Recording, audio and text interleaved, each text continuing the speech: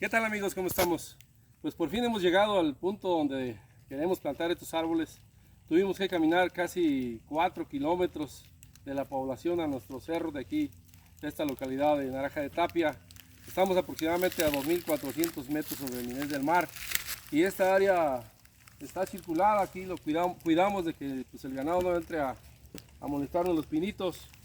Queremos meter pino porque pues una plaga nos está acabando con los encinos que tenemos aquí alrededor.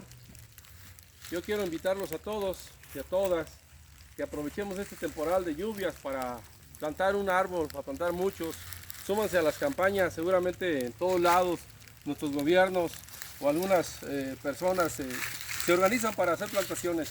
Yo invitarlos para que se sumen a esto de una u otra forma. Sigamos plantando árboles porque son importantes para nuestra naturaleza, para conservar los ecosistemas, la biodiversidad de fauna y de flora, aves, animales silvestres que son su hábitat natural.